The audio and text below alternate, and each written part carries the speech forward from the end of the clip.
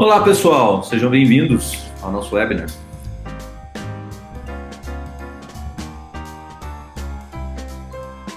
É um prazer estar aqui com vocês. Queria agradecer a presença aí dos participantes, quem reservou um tempinho da sua sexta-feira para discutir um pouquinho aqui, para participar desse processo que a gente vai conversar aqui, que é desenvolver pessoas. Então, queria agradecer a todos que estão aí me assistindo, né? Eu sou Alex Bertoldi, eu que vou conduzir vocês aqui por essa discussão.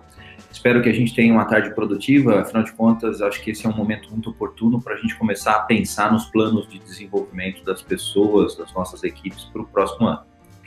Esse é o objetivo do webinar, que a gente possa compartilhar aqui algumas experiências, né? Eu na minha condição como psicólogo, como instrutor, como profissional que atua com desenvolvimento humano, gostaria de compartilhar com vocês um pouquinho dos desafios que eu tenho vivenciado em algumas organizações no que se refere a desenvolver times, né? Desenvolver gestores, desenvolver lideranças e formar pessoas. Nessa perspectiva, então, a gente vai estar aqui interagindo durante essa próxima hora para que a gente possa aproveitar muito e trocar informações. Quem quiser participar, lembra que tem um chatzinho aí do lado direito, né? É só abrir o chat, mandar as perguntas, né? A equipe toda aqui do Chip está acompanhando aqui para dar suporte, para responder as dúvidas, né? E poder ajudá-los a esclarecer. Depois eu vou comentando algumas perguntas também, caso tenha alguma questão mais específica aqui. Ao final a gente tira essas dúvidas também, né?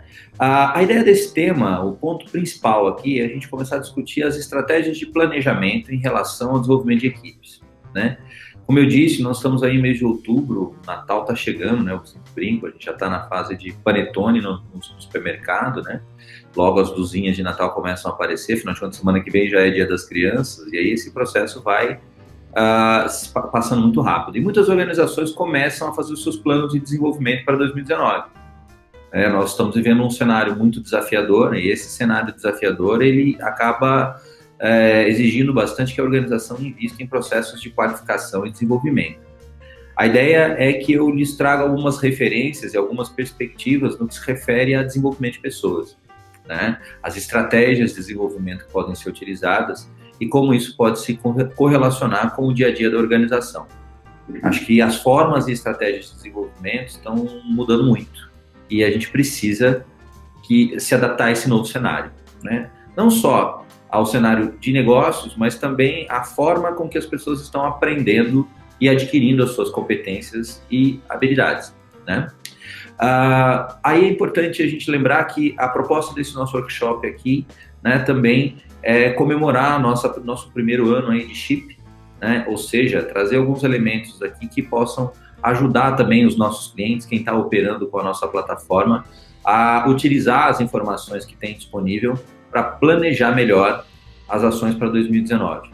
Então, um dos objetivos também é permitir que nesse processo a gente possa ajudar vocês aí que estão utilizando nossa plataforma, que estão navegando com a gente por esse mar de competências, a utilizar melhor alguns recursos e também aprender a utilizar algumas informações que a plataforma fornece.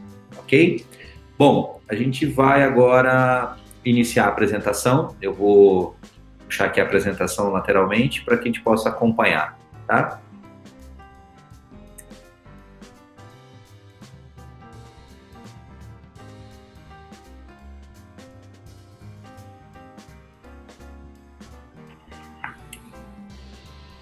Ok.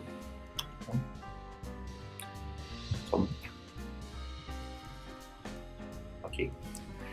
Bom, pessoal, primeiro foco aqui, então nós estamos discutindo uma questão que é uma questão chave hoje dentro das organizações, como desenvolver pessoas, né?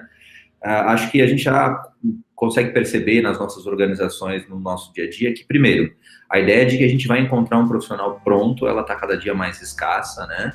Então, eu quero um profissional pronto, que eu vou colocar ele na posição e ele vai me trazer os resultados. Bom, acho que essa é uma vertente que perde força a cada dia. Gestores, diretores e organizações que começam a ter uma visão mais ampla de gestão de pessoas sabem que o processo de desenvolvimento ele deve ser feito continuamente. A questão é como desenvolver pessoas. Essa é uma questão, talvez, que vem ganhando muita força e vem vem nos colocando em várias estratégias e modalidades de trabalho para pensar em como desenvolver essas competências, tá bom? Bom, aí a gente tem o primeiro elemento. Por que é importante desenvolver pessoas, tá? Eu acho que aqui a gente deve lembrar qual é o impacto que o processo de desenvolvimento gera numa organização. Tá? Deve lembrar que um dos principais fatores de retenção de pessoas na organização é o fato delas estarem satisfeitas, né? Ou seja, terem uma identidade com aquela organização. E um elemento de satisfação é o processo de desenvolvimento, né? Quando nós estamos percebendo que a gente está melhorando, que a gente está evoluindo, enfrentando desafios que antes eram mais difíceis de forma mais fácil, nós aumentamos a nossa percepção de capacidade, temos uma noção de mobilidade, né? Muitas vezes, nos trabalhos que eu faço, eu escuto muitos profissionais relatando uma certa frustração no que se refere à organização onde estão, porque não percebem que estão evoluindo.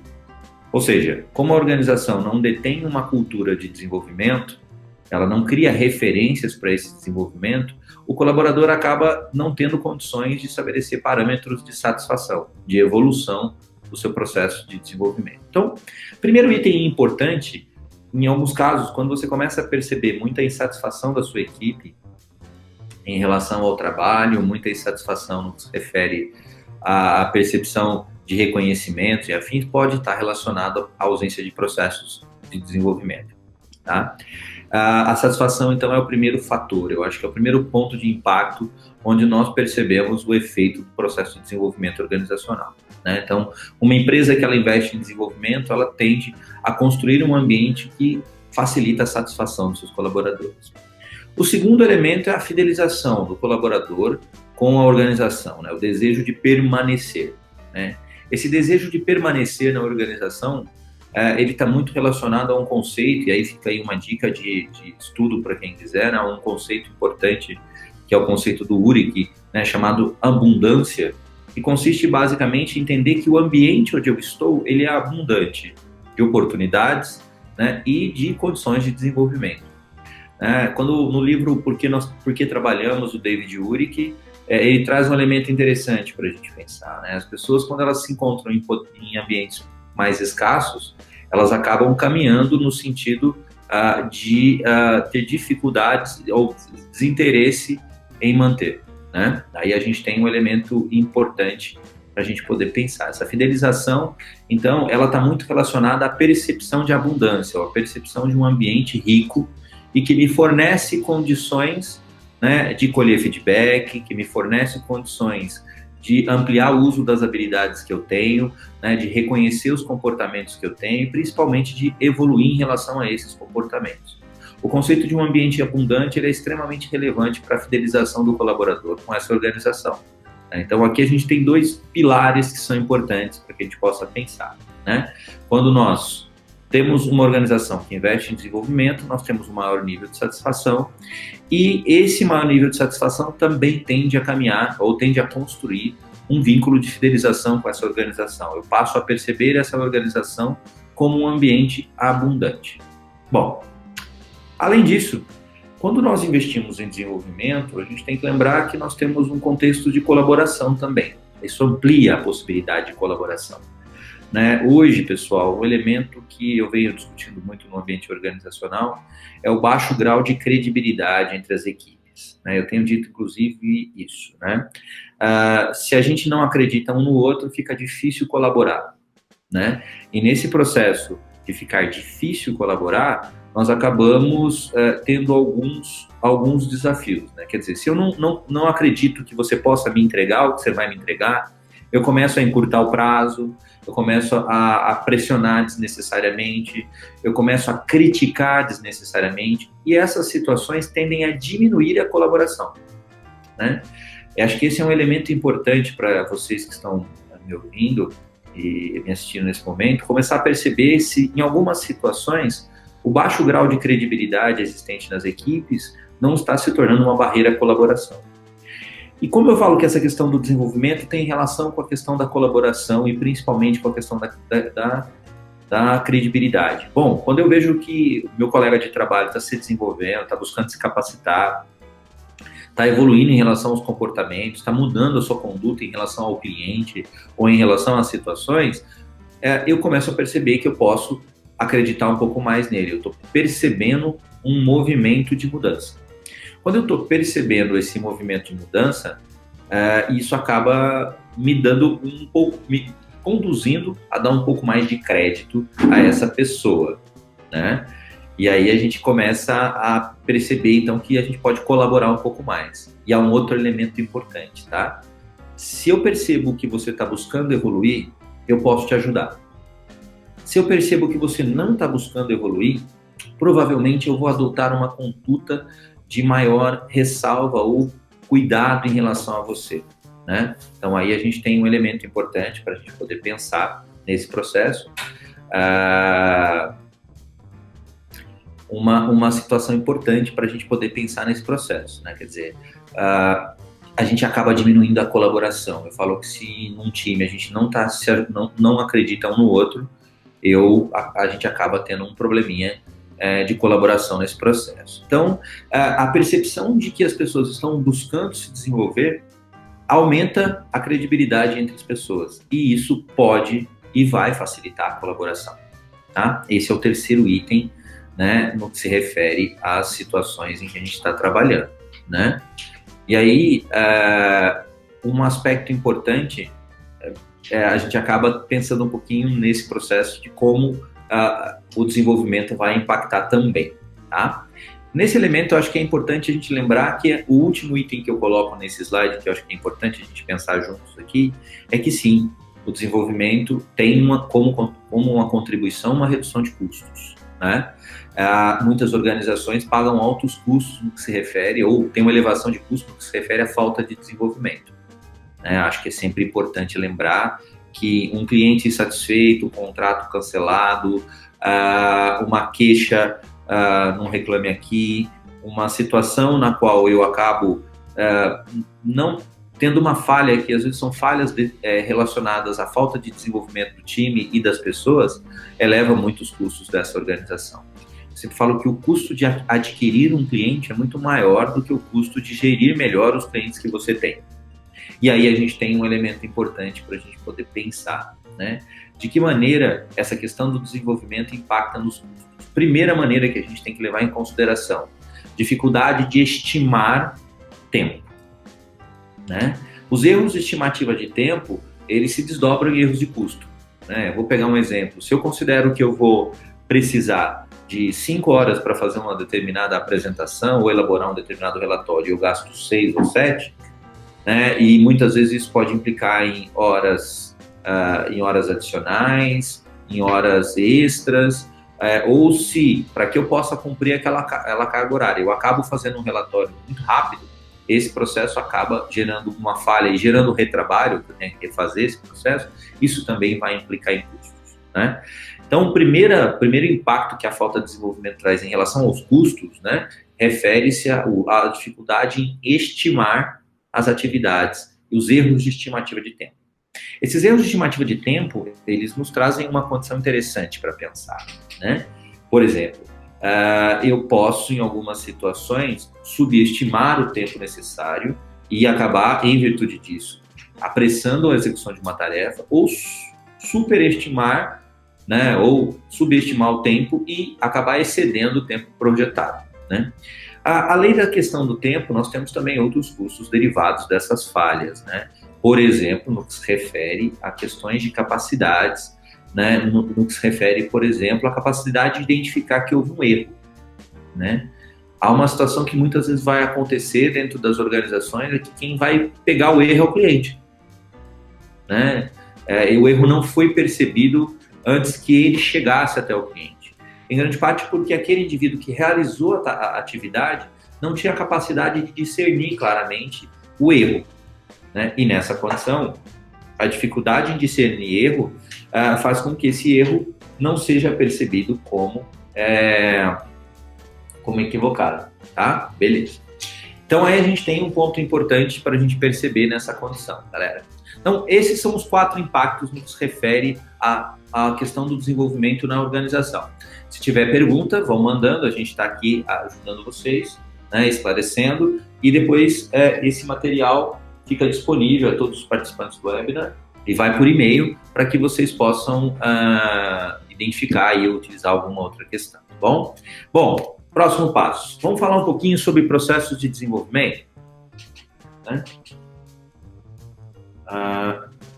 Vamos falar um pouquinho desse processo de desenvolvimento.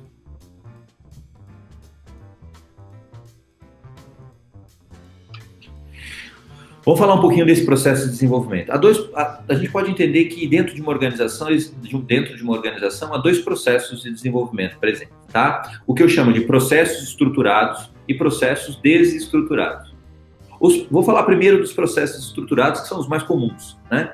É lógico que no dia a dia a gente tem situações, por exemplo, de vivências de problemas que acontecem, de participação em reuniões, de decisões que a gente tem que tomar, de escolhas que a gente faz, de discussões sobre determinadas perspectivas de temas que a gente tem. Por exemplo, eu entendo o conceito de uma forma, você entende de outra, uma análise em relação a um cliente, uma análise em relação à situação. Todas essas situações vivenciais, que eu chamo de não estruturadas, por que não estruturadas? Porque elas vão acontecendo conforme as situações diárias, as situações que vão se apresentando. Essas chamadas situações não estruturadas, elas também contribuem para o desenvolvimento das pessoas, é importante citar. Eu diria que, inclusive, elas são as mais frequentes dentro das organizações, né? Vantagens delas, elas vão no seu dia a dia, ajudando as pessoas a se desenvolver e nesse processo acabam conduzindo as pessoas a uma situação de aprendizagem, né? Desvantagem delas, sendo desestruturada, a colher feedback, perceber o que estava acontecendo, analisar os pontos que aquela vivência te traz, é baixo, né? Depende muito da capacidade de aprendizagem individual. Eu falo que processos de aprendizagem desestruturados, eles são altamente dependentes, né, de grau de maturidade de aprendizagem, ou seja, tem pessoas que têm mais facilidade de colher feedback e apresentar esse processo e aprender a partir dessas vivências, né? Colher feedbacks informais, captar posições, flexibilizar posições. Então, essas situações acabam sendo mais frequentes, sendo mais dependentes, das situações de maturidade que eu tenho de aprendizagem, né? A questão aí do aprendizado estruturado é que ele é muito difícil de ser verificado, né? Ele acaba se tornando um objeto muito mais de aleatoriedade, né? Então, isso é importante. Agora, a gente tem que considerar que as situações vivenciadas no cotidiano são situações de oportunidade de desenvolvimento. Agora, eu vou explicar um pouquinho o outro lado, que é o processo estruturado. O processo estruturado, ele tem uma característica que consiste basicamente em estabelecer uma trilha de desenvolvimento.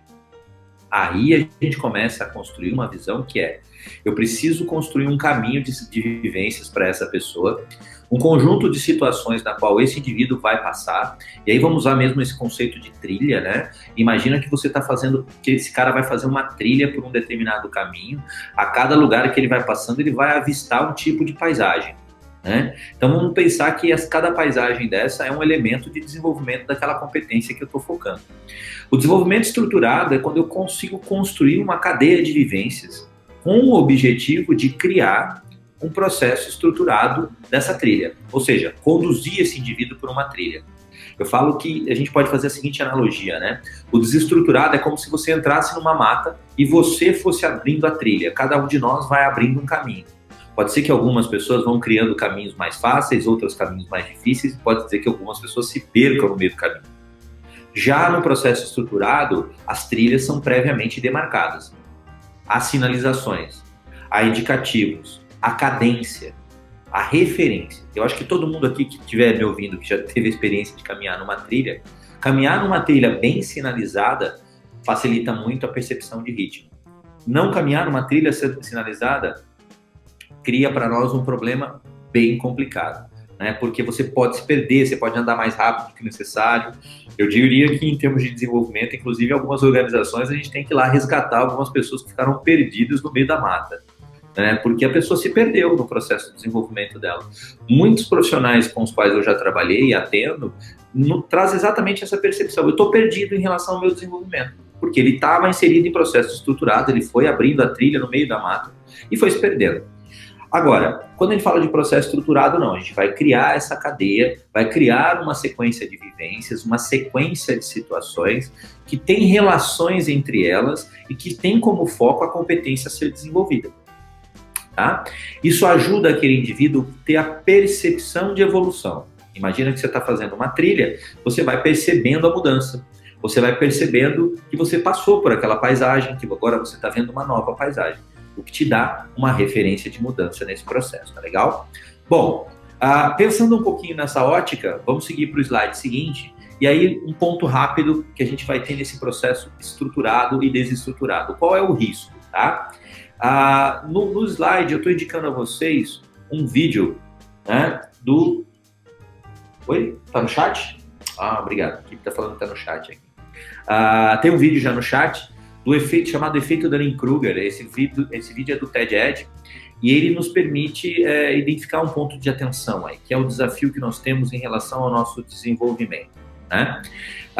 Nesse vídeo, em especial, você vai notar uma questão interessante aí para a gente poder pensar, né?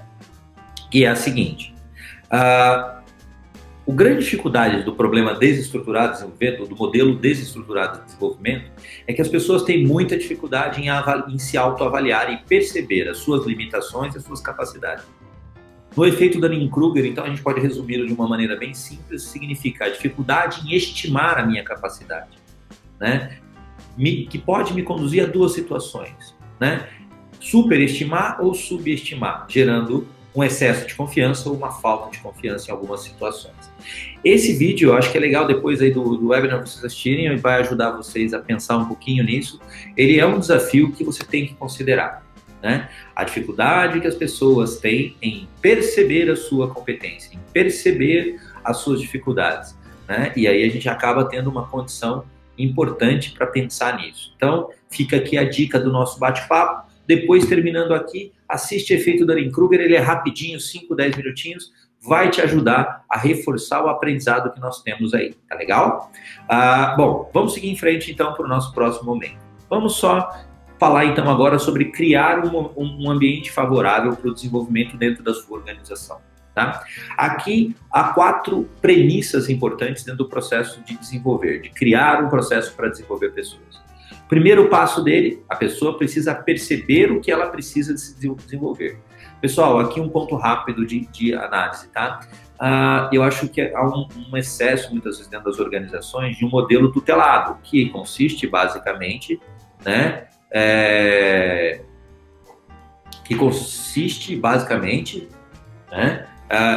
Em imputar à pessoa o que ela tem que se desenvolver. Eu preciso criar para ela um processo de ajudá-la a perceber melhor o que ela precisa se desenvolver. Então, o primeiro passo que você vai ter que trabalhar é a percepção.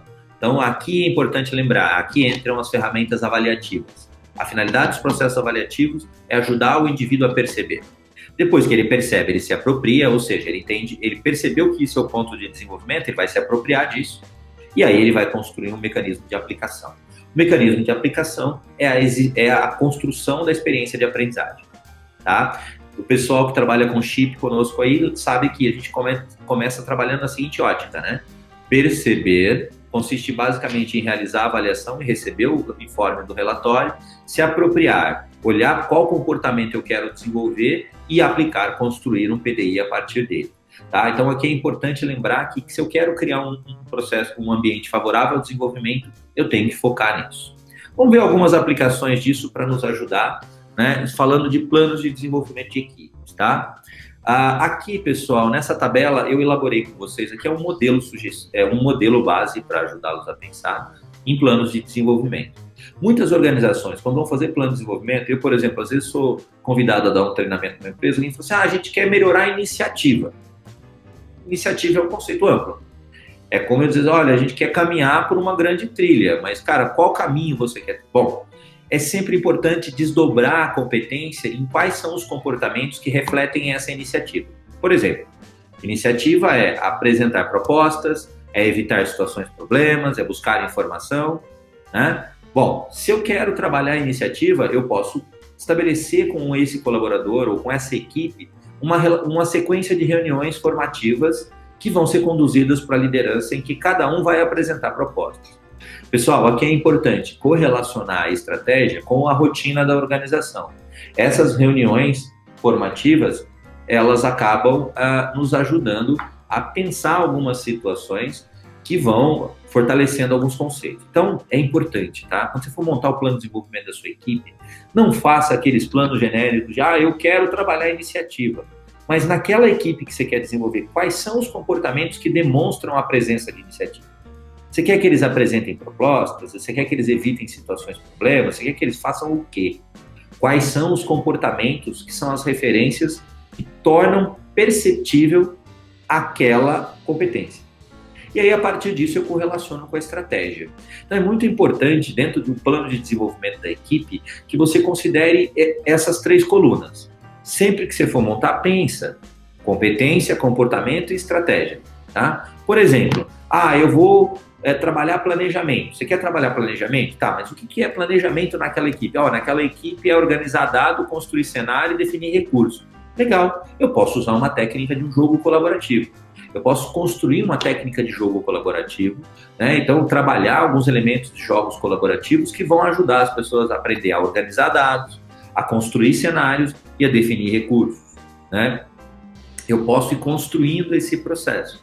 Então, ou seja, eu vou construindo uma estratégia que me permita criar um ambiente para que as pessoas experimentem o ato de organizar dados, o ato ou a ação de construir cenários, a ação de definir recursos, por meio de um conjunto de jogos colaborativos que vão sendo realizados ao longo do ano. Tá? Mesma coisa em relação à competência comunicação. Eu quero trabalhar comunicação. Que tipo de comunicação? Comunicação em elaborar apresentações, redigir e-mail, efetuar perguntas. Eu posso construir um ciclo de capacitações que envolvem esse processo de comunicação. Por exemplo, se eu quero eu quero desenvolver a competência comunicação, desdobrando ela em elaborar comunicação, em elaborar apresentações, a gente acaba pensando na perspectiva de começar trabalhando ferramentas de apoio, como o próprio uso do PowerPoint. Olha, pessoal, a gente fica surpreso quando muitas pessoas utilizam um pouco da capacidade de uma determinada ferramenta. Então, dentro desse ciclo de capacitação, pode contemplar elementos que são a melhor utilização das ferramentas, elaboração, percepção de tempo de apresentação, organização desse tempo, tá? A questão de redação de e-mails, né? É sempre importante trabalhar, quero trabalhar a redação de e-mails. Devemos lembrar que nós temos na nossa população uma dificuldade muito grande de comunicação escrita, né? Então, aí vale a pena pensar que nessas situações eu tenho que preparar, redigir e-mails, e aí eu tenho, em alguns casos, dentro do meu ciclo de capacitação, treinar as pessoas para aprender a escrever, literalmente, tá? E não entendam que escolarização necessariamente implica habilidade de comunicação escrita, tá? A mesma coisa em elaborar perguntas. Pode parecer estranho, mas, por exemplo, quando a gente olha para uma equipe comercial, tem muitas equipes comerciais que têm dificuldade em efetuar perguntas em relação aos clientes. Ela não sabe discernir o que é uma pergunta aberta. Algumas pessoas têm dificuldade em discernir perguntas abertas e perguntas fechadas. Perguntas que fecham o cliente e perguntas que abrem. Né? Então, muitas vezes, o ciclo de capacitações, ou o ciclo de treinamento que vai ser construído, ele vai estar olhando para cada um desses comportamentos. O que é importante aqui, pessoal? A gente tomar cuidado com as iniciativas genéricas. Tá? Hoje, esse ano, faremos um foco em iniciativa. Mas o que é iniciativa? Um foco em planejamento. O que é planejamento? Né? Vamos falar de comunicação. O que é comunicação? Torna isso perceptível. Porque, primeiro, se você quer saber o resultado do seu treinamento, você vai ter que observar se os comportamentos mudaram. E, para isso, eu preciso, previamente, alinhar quais são os comportamentos-alvo. Tá? Não precisamos ser mais específicos nesse processo. Pensa sempre nisso, tenta sempre montar esse quadro, né? Quem está trabalhando aí, quem está começando a estruturar o plano de desenvolvimento das suas equipes em 2019, monta aí 3 coluninhas: competência, comportamento e estratégias que sugerem, tá? Isso vai ajudar a gente a pensar em alguns pontos. Vamos seguir mais adiante, então, né? Como você vai poder elaborar esse processo? Algumas pessoas, legal, Alex, eu quero fazer isso. Competência, comunicação, competência, comportamento e estratégia. Primeiro elemento, você vai precisar de avaliações, tá? E aí é onde entra toda a sua estratégia de avaliação dentro da organização, e aí é onde vem um ponto importante. Se você não tem avaliação, vai cair sempre num risco de achismo, tá? Segundo processo, é importante pensar na análise dos times. Galera, aí quem está utilizando o chip, lembra que vocês conseguem enxergar ali nos times as competências que estão mais relevantes. E aí é importante que você venha dentro do time analisando em relação às pessoas quais estão sendo os comportamentos, por exemplo, que foram sinalizados como menos frequentes. Então, por exemplo, eu quero elaborar um plano de treinamento para minha equipe comercial. Legal, eu vou lá no time comercial. Enxerguei, opa, competência que está baixa aqui é comunicação, quero trabalhar nisso. Bom, legal. Vou entrar nos membros dos times, vou enxergar as avaliações e lá vai aparecer na relação de comportamentos quais são os comportamentos que estão baixos. Legal, olha, em todos os membros do time a questão da comunicação escrita está em 60%. Vamos focar a comunicação escrita. Ou eu posso focar outras perspectivas, mas é aí onde entra a importância da análise dos times. Na hora que eu faço a análise dos times, eu vou olhar dentro de cada um dos membros desse time qual é o padrão presente. Qual é o comportamento dentro daquele time que está faltando ou que está com baixa frequência. A gente tem que lembrar que o comportamento humano ele tem referência social. Se eu faço parte de um grupo em que todo mundo escreve mal, eu não vou ficar preocupado com a minha escrita. Eu também vou escrever mal. Se eu faço parte de um grupo em que as pessoas deixam tudo desorganizado, não organizam os dados, eu crio uma referência aceitável de que aquele comportamento é aceitável no grupo. Eu crio uma cultura. E se eu quero olhar para esse processo, eu preciso identificar quais são os comportamentos em cada time e trabalhar esses comportamentos nas suas ações de capacitação. Tá? A partir disso, você vai buscando as estratégias. Você pode trabalhar com estratégias de jogos, você pode trabalhar com estratégias de capacitações, você pode trabalhar com estratégia de reuniões formativas. São diferentes estratégias que podem ser utilizadas. É importante que a estratégia ela esteja alinhada à capacidade da organização em executá-la, ou seja, nesse elemento é importante as estratégias que a gente veja se, por exemplo, se eu quero reuniões formativas, será que as minhas lideranças sabem fazer reuniões formativas? Se não tem capacidade de liderança para isso, né? Então, ela deu um passo anterior aí. Agora, se a equipe sabe, né, se a liderança sabe fazer reunião formativa, legal, é uma estratégia. Né? Aí a gente vai caminhando nesse sentido. Então, de uma forma geral, acho que é interessante a gente começar a olhar para nossas equipes, tentando buscar algumas informações mais consistentes, usando as bases de avaliação que nós temos, uma melhor análise dos times e uma melhor consolidação desse processo, tá? Bom, a gente já está quase caminhando aí para o nosso final, né? Só queria fazer algumas ressalvas importantes aqui, tá? Por que eu estou sugerindo a utilização de avaliações e também uma análise mais criteriosa em relação aos times? A gente precisa ampliar as informações em relação ao comportamento, galera. Se você quer criar um ambiente de desenvolvimento da sua organização, a gente tem que substituir suposição por informação. Há muitas suposições sobre o que a gente acha que seria bom para as pessoas. O que a gente acha que as pessoas precisam. E aí, muitas vezes, a gente cria um ambiente organizacional de alta tensão, onde eu, RH, por exemplo, acho que a minha equipe precisa de um treinamento de trabalho e a equipe acha que eles precisavam escrever e-mail melhor. Então, essa divergência fica uma divergência de suposição. Eu suponho uma coisa, a equipe supõe outra. Nós precisamos reduzir as suposições dentro da organização, tá legal? Ampliando informações e reduzindo as suposições. Esse é um ponto de atenção. Quer criar um ambiente de desenvolvimento? Reduza as suposições. Aumente as informações. Esse é o ponto importante para que a gente possa ir caminhando aí, legal? Eu vou entrar nas minhas considerações finais, ver se tem alguma questão, pergunta específica para análise. Não? Legal. Então a gente já está fechando aqui e a gente já vai para esse ponto. Queria só fazer uma consideração final, eu coloquei essa imagem porque tem muita organização que acha que porque ela é grande e forte, ela está invulnerável. Galera, o mercado está mudando muito rápido. A cada hora, novos cometas podem cair. A gente tem que sempre lembrar da experiência dos dinossauros. Ninguém é indestrutível. Ninguém é intocável. Nenhuma organização, por maior ou mais antiga que ela seja, ou forte que ela seja, ela não precisa evoluir. Aquelas organizações que acreditam que são invulneráveis, no geral, naufragam. E é exatamente por isso que a gente tem que tomar esse cuidado. Nós estamos vivendo cenários altamente desafiadores, estamos aí entrando na nossa semana eleitoral, né, que Deus nos ajude nesse processo, né, mas a gente não sabe ao certo o que pode acontecer. Há diferentes mercados mudando, há diferentes situações de mercado mudando, regulamentações, entrantes, cenários, né, mudanças de padrões de varejo, mudanças de comportamento de consumo, tudo isso a gente vai ter uma série de situações. Lembre-se sempre, os dinossauros eram grandes e fortes, mesmo assim foram extintos.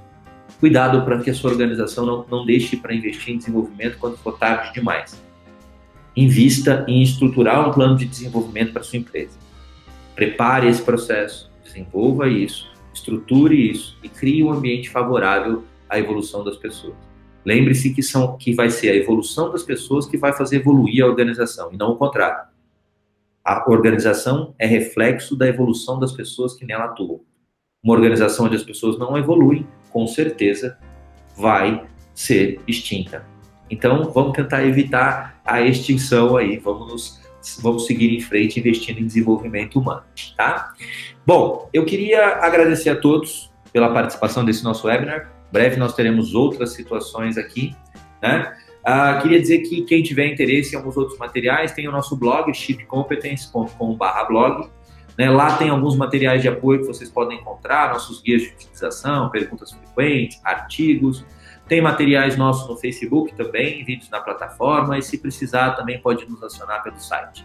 Tá? O site do Chip é shipcompetence.com, né? E quem precisar de alguma outra informação, nossa equipe, eu estou à disposição. Espero que esse nosso papo tenha sido produtivo para você, né? Depois vocês recebem o link da apresentação por e-mail e espero que vocês construam um bom plano de navegação 2019. Não sabemos o quanto o mar estará revolto, mas sabemos que teremos algumas tempestades à vista. Vamos aproveitar para afinar aí os nossos marinheiros, porque afinal de contas é nos momentos em que a gente se prepara para navegar que a gente tem que investir no nosso desenvolvimento. Vamos criar equipes mais hábeis. E aí a gente consegue criar, com certeza, superar diferentes tempestades. Galera, muito obrigado pela presença de todos, participação. Obrigado a toda a equipe do Chip que está aqui para que a gente pudesse construir esse webinar. E espero que vocês construam bons planos de navegação. Nos encontramos por esses mares de oportunidades e que a cada dia o vento sopre favorável à sua organização. Muito obrigado, pessoal.